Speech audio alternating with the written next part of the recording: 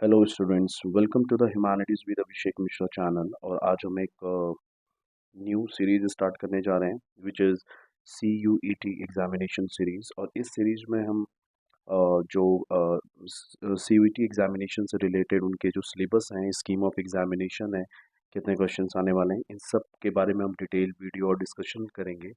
उसके बाद हम इसमें जो उनके लैंग्वेज का सिलेबस है, डोमेन सब्जेक्ट का जो उनका सिलेबस है, स्पेसिफिकली अगर मैं बात करूं तो ह्यूमैनिटीज़ बैकग्राउंड के डोमेन सब्जेक्ट्स को मैं इस चैनल के थ्रू आपको जो डिटेल में मैं आपको बताऊंगा। और उसके अलावा जो जीएस का पोर्शन है, जीएस पोर्शन में कौन से क्वेश्चंस कहाँ से किस टॉपिक से कैसे क्वेश्चंस आने हैं, इनके बारे में हम डिटेल डिस्कशन करेंगे। क्योंकि किसी भी एग्जामिनेशंस में अपीयर होने से पहले हमें उनके सिलेबस के बारे में, पैटर्न ऑफ एग्जामिनेशन क्या है, कैसे क्वेश्चंस पूछे जा रहे हैं, क्वेश्चन पूछने की क्या तरीका है, तो इन सब के बारे में हमें अवेयर होना होगा। तभी हम उस एग्जामिनेशन को एस कर पाएंगे, उनको अच्छे से क्लियर कर पाएंगे।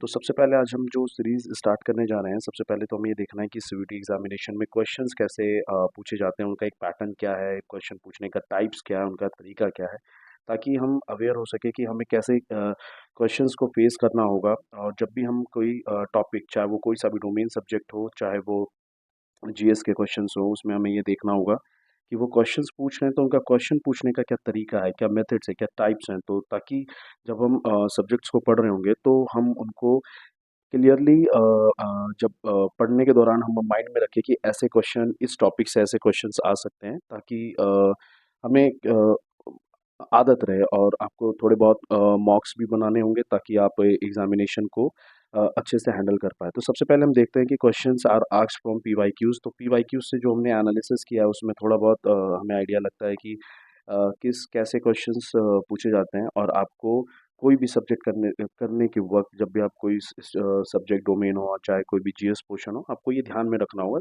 वन लाइनर क्वेश्चंस जो है फैक्ट बेस्ड हैं और digit based.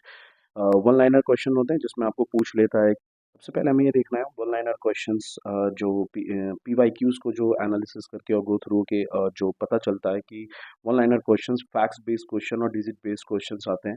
One liner questions वैसे ही हैं जैसे आपको सेंटेंस दे दिया और आपको पता लगाना है। For example, who was the, जैसे मौर्यन एम्पायर का फाउंडर कौन था, so Chandragupta Maurya. So one liner questions हैं। इसमें आपको डिजिट बेस्ड का मतलब, आपको एक क्वेश्चन होंगे और उसमें आपको बताना है कि लास्ट सेंसस कब हुआ था इंडिया का, तो 2011। तो डिजिट बेस्ड भी डिजिट बेस्ड भी कितने परसेंट पॉपुलेशन जो है इंडिया की वो लिटरेट है। सो ये थोड़े से फैक्चुअल बेस्ड क्वेश्चंस इसमें वन लाइनर में आ जाते हैं। उसके बाद जो सेकंड क्वेश्चंस होते हैं वो arrange in decreasing and increasing order और क्रोनोलॉजिकल ऑर्डर होता है। इंक्रीजिंग और डिक्रीजिंग ऑर्डर का मतलब यहाँ पर ये होता है कि आप कोई भी जब जीएस सब्जेक्ट, कोई भी डोमेन सब्जेक्ट पढ़ेंगे तो सबका एक ऑर्डर है, इंक्रीजिंग और डिक्रीजिंग। कोई फैक्ट्स हो सकते हैं, जो कोई एक क्वेश्चन हो सकता है जिसमें आपको ऑप्शन अरेंज करना होता है इंक्रीजिंग ऑर्डर में और डिक्रीजिंग ऑर्डर में। और क्रोनोलॉजिकल ऑर्डर में आपको ये बताना होता है कि कौन सा इंसिडेंट या इवेंट सबसे पहले हुआ, और उसके बाद फिर धीरे धीरे आपको वो इसमें आपको आइडेंटिफाई करना होता है। और खासकर ये जो है, ये सारे सब्जेक्ट्स में, चाहे आपका कोई सा भी डोमेन सब्जेक्ट हो और आपका चाहे वो जीएस पोर्शन हो, उसमें आपको क्रोनोलॉजिकल ऑर्डर्स में चीज़ों को याद करना होगा। प्लस जीएस पोर्शन के लिए इंपॉर्टेंट हो जाता है कि arrange in north and east west direction. For example, आपसे स्टेट्स के नाम, स्टेट्स और स्टेट्स के कैपिटल पूछ ले कि इंडिया के कौन से स्टेट्स हैं और स्टेट के कैपिटल कौन कौन से हैं, और उनको आपको अरेंज करने के लिए पूछ ले कि आप इनको नॉर्थ टू साउथ और ईस्ट टू वेस्ट में इसको अरेंज करिए। तो आपको कौन सा ईस्ट में सबसे पहले स्टेट का कौन सा कैपिटल ईस्ट में आएगा, फिर आपको धीरे धीरे आइडेंटिफाई, और ईस्ट टू वेस्ट में चार ऑप्शंस होंगे, उसमें आपको बताना होगा। एक जो क्वेश्चन पूछे जाते हैं मैच द फॉलोइंग है। मैच द फॉलोइंग में आपको सीधा उसमें आपको डेट होगा, और डेट के साथ, फॉर एग्जांपल कि जीएस पोर्शन से ही मैं लेता हूँ। जैसे ग्रीन रिवॉल्यूशन कब हुआ, तो ग्रीन रिवॉल्यूशन का उसमें वो टाइम होगा 1966। So who was the prime minister then, जब ग्रीन रिवॉल्यूशन हुआ तो उस समय who was the prime minister of India. तो ऐसे ऐसे क्वेश्चंस मैच द फॉलोइंग में आ सकते हैं। उसके बाद जो अगला जो क्वेश्चन का तरीका होगा, choose the correct answer with multiple options. For example, आपको एक क्वेश्चन होगा और क्वेश्चन में आपको क्वेश्चन हो सकता है कि एक क्वेश्चन होगा, क्वेश्चन में आपको ए, बी, सी और डी ऑप्शंस होंगे और उसके बाद फिर आपको अगेन एक ऑप्शन दिया जाता है कि ए सी डी ओनली सही है, B C D only, A B C only, A B D only. तो इस टाइप के भी क्वेश्चंस आपको आपके एग्जामिनेशन में देखने को मिलते हैं। उसके अलावा पैसेज बेस्ड क्वेश्चंस होते हैं। पैसेज बेस्ड क्वेश्चंस में आपको पैसेज पढ़ना है और उसमें से फिर कुछ क्वेश्चंस को आपको क्वेश्चंस के आंसर्स को आइडेंटिफाई करना होता है। तो ये बहुत ईज़िली आप गो थ्रू आउट कर सकते हैं। उसके बाद जो है who was first in India कि क्वेश्चन आ जाता है कि इंडिया में फर्स्ट जैसे for example mount Everest first कौन था, who was the first prime minister of India, who was the first chief justice of supreme court. So first इस type के भी क्वेश्चंस आते हैं। तो ये बेसिकली जीएस से रिलेटेड कंसर्न सब्जेक्ट्स हैं। सो आपको इसमें थोड़ा सा ध्यान रखना होगा। और एक सबसे इंपॉर्टेंट है असर्शन और रीज़न। 12th के क्वेश्चंस, जब 12th वाले जो स्टूडेंट्स हैं उनको पता ही होगा असर्शन और रीज़न बेस्ड क्वेश्चंस होते हैं जो थोड़ा सा टाइम टेकिंग क्वेश्चंस होता है। सो आपको असर्शन होगा और स्टेटमेंट होगा और आपको आइडेंटिफाई करना है कि असर्शन और रीज़न आर बोथ करेक्ट। कभी कभार दोनों इंडिपेंडेंटली करेक्ट होते हैं और समटाइम रीज़न वेरीफाई करता है असर्शन को। तो आपको असर्शन और reason based so these are the types of questions जो which is being asked in CUET examination. इस एग्जामिनेशन में हमें ये भी ध्यान रखना होगा क्योंकि मार्किंग स्कीम्स जो हैं उसमें नेगेटिव मार्किंग भी है। सो नेगेटिव मार्किंग के लिए आपको मतलब आप इनकरेक्ट आंसर जो भी देंगे उसके लिए -1 मार्क्स हो जाएंगे और करेक्ट आंसर के लिए आपको 5 मार्क्स मिलेंगे। सिंस क्योंकि इसमें नेगेटिव मार्किंग है तो हमें क्वेश्चन कौन से क्वेश्चंस को करने हैं और कौन से क्वेश्चंस को छोड़ने हैं उसके लिए भी एक हमें अप्रोच एडॉप्ट करना पड़ेगा और आपको रिस्क लेना पड़ेगा। सो रिस्क बेस्ड आपको अप्रोच लेना होगा। रिस्क बेस्ड अप्रोच क्या होगा? फॉर एग्जांपल क्या रिस्क होगा, कैसे होगा? फॉर एग्जांपल देखिए, आपको लैंग्वेज पेपर में 40 क्वेश्चंस आउट ऑफ 50 क्वेश्चंस आपको अटेम्प्ट करने हैं। उसके अलावा आपको अपने डोमेन सब्जेक्ट में 40 questions out of 50 questions attempt करने हैं। ऑन द अदर हैंड आपको जो आपका जनरल टेस्ट होगा उसमें 50 questions out of 60 questions attempt करने हैं। सो इनमें क्या होगा, फॉर एग्जांपल कि लैंग्वेज में आपको बहुत सारे क्वेश्चंस होंगे जो डायरेक्ट 80 टू 20 क्वेश्चंस माइट भी चांस है कि आप क्या कर सकते हैं, डायरेक्ट कर सकते हैं जिसमें आपको कुछ ज़्यादा दिमाग लगाने की ज़रूरत नहीं होगी। डोमेन सब्जेक्ट में भी ऐसा ही होगा कि आप 80 टू 20 क्वेश्चंस ईजिली आप अपना डोमिनेट कर सकते हैं। जीएस में भी आपका ये होगा कि 20 नियर अबाउट 20 क्वेश्चंस ऐसे होंगे जो आप ईजिली वन लाइनर्स होंगे और आप बहुत ईजिली उसको गो थ्रू हो सकते हैं। बट यहीं से क्योंकि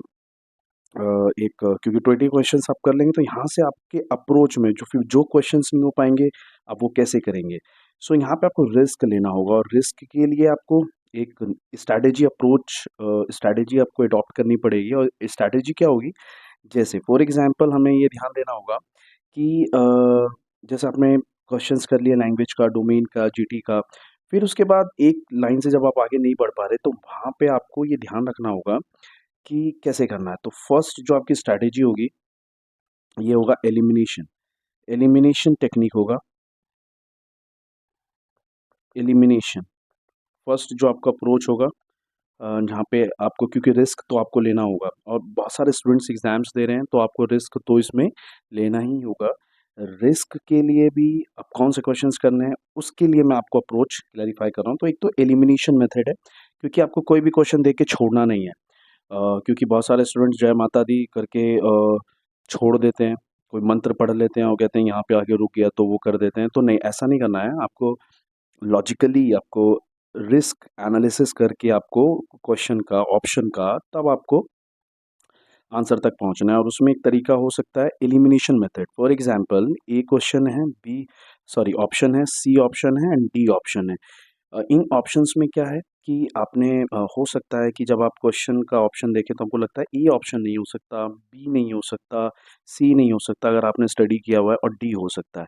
देखिए, फर्स्ट टाइम आपने पढ़ा तो आपको आंसर नहीं आ रहा था, बट जब आपने ऑप्शंस देखा और आपने धीरे धीरे सारे ऑप्शंस को एलिमिनेट किया तो आप आंसर तक पहुंच गए। तो एक तरीका तो यह है रिस्क बेस्ड अप्रोच का। दूसरा है 50% अप्रोच। 50% अप्रोच 50% अप्रोच में क्या है कि option A, option B, option C and option D. इसमें आप क्या कर सकते हैं, इसमें आप देख सकते हैं कि फॉर एग्जांपल आपने कोई क्वेश्चन अटेम्प्ट किया और देखा, तो उसमें आपने देखा कि आप जब एलिमिनेशन यूज़ कर रहे हैं, कुछ भी आपने देखा कि यार बी ऑप्शन नहीं हो सकता, सी नहीं हो सकता, बचा क्या ए और डी। तो अब आपके पास 50% चांस है कि आप सही कर सकते हैं, 50% चांस है कि गलत कर सकते हैं। तो यहाँ पे आप रिस्क ले सकते हैं। यहाँ पे आप अपनी इंस्टिंक्ट जो होगी, आपका जो कहते हैं अंतर आत्मा जो कहती है, आप उस आधार पे यहाँ पे रिस्क ले सकते हैं और आगे अप्रोच कर सकते हैं। तीसरा ऑप्शन जो होता है, जिसमें वन ऑप्शन तो आप एलिमिनेट कर लेते हैं, वन ऑप्शन एलिमिनेट कर लेते हैं। फॉर एग्जाम्पल ए ऑप्शन है, बी ऑप्शन है, सी ऑप्शन है और डी है। आपने सी को क्या कर दिया, एलिमिनेट, बच गए, 3 बच गए। अब आपके पास, आप बोलेंगे अब क्या करेंगे, तो आप यहाँ पे भी अपने रीज़न बेस्ड पर आप अपने दिमाग पर भरोसा करते हुए अच्छा ये वाला अप्रोच तभी आप अपनाएंगे जब आप 40 क्या कर सकें, मिनिमम 40 क्वेश्चन आपने अटेम्प्ट कर लिया है, चाहे वो लैंग्वेज का हो, चाहे डोमेन का हो, और चाहे जीटी का है, जीटी का आपने 50 क्वेश्चन अटेम्प्ट कर लिए हैं बाय एलिमिनेशन बाय 50% अप्रोच। तब आप वहाँ पे ये वन ऑप्शन जो अप्रोच है, आप इसको यूज़ करेंगे, बिकॉज क्योंकि 50 क्वेश्चंस आपको जीटी में करना है, डोमेन में करना है, लैंग्वेज में 40 करना है। उसके बाद ऐसा तो नहीं है ना कि आपको इतना ही करना है, आप इससे आगे भी कर सकते हैं। तो इससे आगे, क्योंकि आपको इस रेस में आगे रहना है, तो इसमें आपको क्या करना होगा कि आप 2-4 एक्स्ट्रा करने की कोशिश करेंगे, और वो फिर भी आप रिस्क लेंगे, तो उसमें भी रिस्क क्या साइंटिफिक रिस्क होना चाहिए। इसलिए आप वहाँ पे ये वाला ऑप्शन चेक कर सकते हैं, जो थर्ड ऑप्शन है, वहाँ पे चेक कर सकते हैं कि आप ई के ऑप्शन को एलिमिनेट कर पा रहे हैं कि नहीं कर पा रहे हैं। और ऐसा नहीं है कि ए, बी और डी बच गया तो आप ऐसा करेंगे कि नहीं वही जय माता दी। आप वहाँ पे भी चीज़ों को लॉजिकली अंडरस्टैंड करने की कोशिश करेंगे और उसके बेस पर आप अपना डिसीजन लेंगे। सो ये सब तरीका आप तभी अच्छे से इस्तेमाल कर सकते हैं जब आप मॉक टेस्ट की ज़्यादा से ज़्यादा क्या करेंगे, प्रिपरेशन करेंगे, और आप अपनी जो आपका सही होने का जो एक कि आप कितने percent elimination, 50% approach, one option eliminate कर पा रहे हैं। जब आप ज़्यादा से ज़्यादा मोर, जितना the more you practice mock test, the more you will get the better result. तो आपका एक सिस्टम ये होना चाहिए कि आपको मॉक टेस्ट ज़्यादा से ज़्यादा प्रैक्टिस करना पड़ेगा, और वहाँ पे आप इन मेथड्स को अप्लाई करके ईजिली एग्ज़ाम को एस कर सकते हैं। Thank you for this.